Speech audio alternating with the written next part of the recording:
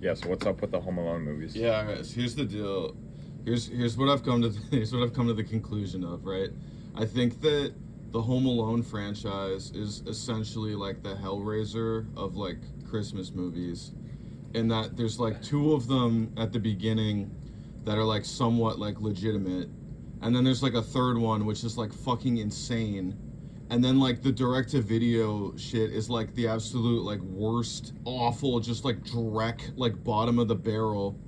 That by the time like they actually rebooted the fucking thing, it like it wasn't like good. Maybe well actually the Hellraiser reboot was actually pretty good, but like it wasn't anything like particularly like outstanding. But like at least it was like legitimate again, you know, to the point where like I was like by the time we like swing around to Home Sweet Home Alone, the sixth film in the franchise, I was kind of like, all right, like at least like the like production values like went into this one. Like, you know, this wasn't made for like $5 in a case of, you know, candy canes or whatever. You know, it was like an actual. But here's the deal. So like, we'll kind of skip over the first couple for now because everybody's like seen those. But like, here's what's crazy about the third one, right? So the Home Alone 3, I think it's just called Home Alone 3.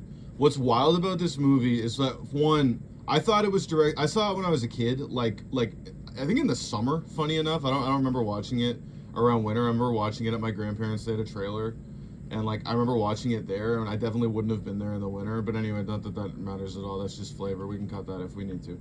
But here's the deal. So I didn't realize that movie went to theaters, and I also didn't realize it was written by John Hughes, which is like, Really? yeah. It's just crazy. So he was involved, right? Because I figured like, all right, 1 and 2, like one and done. I didn't, like we did those movies, and then like the third one was kind of like, all right, let's see like what we can like get out of how much blood can we get from the stone, like like that kind of idea. But no, he was into it. Now the plot of Home Alone 3 is as such, where basically there's 4 international arms dealing terrorists, and they get hired by North Korea, and they got to find a microchip for Right. missiles. Yeah. Like North Korea is going to use smart missiles from this microchip, and these guys get hired, and I think they're in like France or somewhere in the beginning. I don't remember, but they're somewhere, and they've got the chip, and they're like, we'll put it inside this toy truck, and then we'll take it through security, and nobody will know. As if like security is going to be like, hold on a minute, what's that you got? What's the computer chip you got going on there? But like, they're like, no, we don't want to fuck with that. So they put it in the thing. They put the bag through the airport like security screening thing. I think they get off the plane too. I could be wrong about maybe I'm mistaken. I don't exactly remember this. I think they're like going through security on the way out of the airport. It might be before they get on a plane. I don't really. No, you know what? I'm okay. We're gonna have to cut that. I completely lied. Because I just remembered what happens is they go through they go through security, and then this like old woman, like, because everybody has the same bag in this movie and it's like a shopping bag, like it's not like, and they all have the same bag, and this old woman like takes it, and she's like, and they're all like, oh my god, like they're like smart international arms dealing terrorists. They can't even fucking like figure out like anyway. So they're all like going through this airport, and they're like, where did the bag go? Like what happened to the missile chip? And they like somehow like figure out that there's only like one flight in the whole airport that like hasn't taken off yet, and they're like, we got to go to Chicago, that's where it is. And that's where the new kid, his name is I think Alex, the actor's name is also Alex, so that's convenient for him, I suppose. Maybe that's why they did that, because you don't want to learn a fake name. He's pretty young. But anyways, here's the deal. So this kid is like got the chicken pox, but they don't actually want to put chicken pox on him to like make him like look ugly. So everybody's just always telling him that he's got the chicken pox. And he's like shoveling this old woman's like driveway with the chicken. She was like, you were supposed to shovel it at 6 and it's 7:30 now. And he's all like, okay, you don't have to pay me if you don't want to, I'm sorry. And she goes, I'm not gonna have you running around the neighborhood telling everybody that I stiffed you. Here, take the toy car. So she gives him the toy car that was mistakenly given to her. Like, and rather than try to find her bag, or like what, because I think she had like French bread or some shit in there, I don't remember, but she makes a whole thing about what was supposed to be in there. Rather than like try to like figure that out or contact the airport or like any of this, she's just like, all right, here you go, kid. This is trash. I don't want this. You take it. And then the kid, his sister is Scarlett Johansson, and he's got a brother. who I don't think went on to anything too remarkable, certainly not to play Black Widow in the Marvel Universe. But anyway, there's like all these animals in the, you know how in like the Home Alone movies, like they do like a bit where like, you know, that he's like playing like a tape or something, you know, and like, oh, like it's a 1940s gangster movie, but the pizza guy thinks he's being shot at by a 1940s gangster. This is like, they have a parrot, and like the parrot is like in the shower, like doing like, you know, saying shit, and like the robber, or I guess the arms dealers are like, oh, like that must be like a guy in the shower. And they also, weird fucking bit where like one of the robbers is like, I think it's in this movie where like one of the robbers is like, there's 4 of them for some fucking reason. I don't know why. There's like a woman who's like, she does like kick flips and shit, and like talks weird. And then there's like the head guy who's got like a Eurotrash kind of Steven Seagal kind of thing going, and he's like the brains of the operation. He looks identical to another guy who I don't know if he was like the gadget guy or like the explosive guy or what. I thought they were the same guy because I forgot that there was 4 of them halfway through the movie,